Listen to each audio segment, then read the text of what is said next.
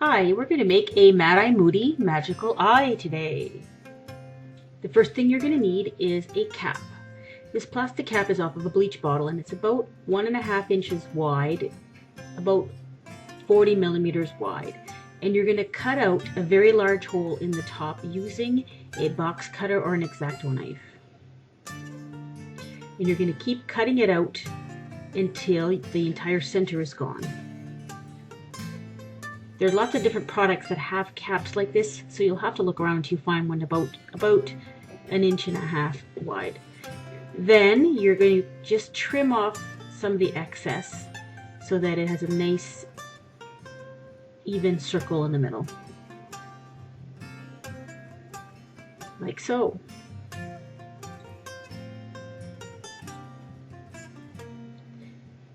Now get yourself a ping pong ball.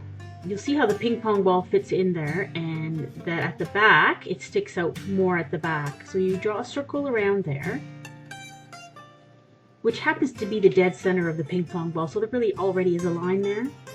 Start off, you're going to cut that section off. So start off with an exacto knife and then switch to scissors and keep cutting all the way around.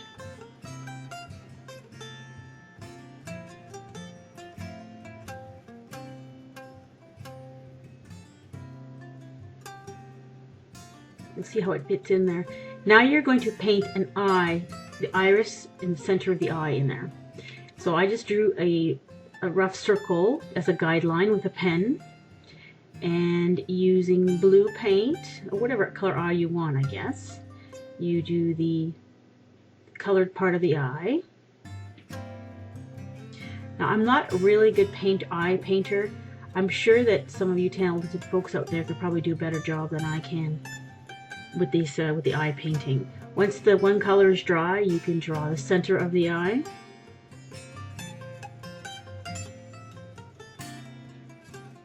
Now if you're very creative, you can do little streaks going off from the center to make it more realistic.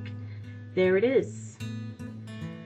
Now you're going to paint the blue, well, the cap. This blue happens to be blue in this particular case. I recommend using spray paint so that some of the little details on the cap will not be lost. I didn't have any gold spray paint. All I had was a gold liquid latex paint, so I used that instead. But if you do have gold spray paint, that would be the way to go. And you're going to paint the exterior as well as a little bit of the interior, because you can see a bit of it. So you can see how I painted inside as well. And see how the eye fits in there nicely. Now you're going to glue that eye in, putting a couple spots of hot glue or white, just white, plain white glue in there, and then stick the eye in. Now you're going to make the part that holds the eyepiece. Now I went to the thrift store and bought this old purse for $1, and because it had fake leather pieces on it, which I thought would be a good color for this particular Eye Moody eyepiece. Take the piece of the leather and then draw the circle for the eyepiece. Then you're going to draw the strap portions. The actual holder for the eyepiece is in 2 sections. We're doing the first section first. This is going to actually hold the actual eyepiece, and then we're going to do the straps that are going to be used to hold it onto the person's head.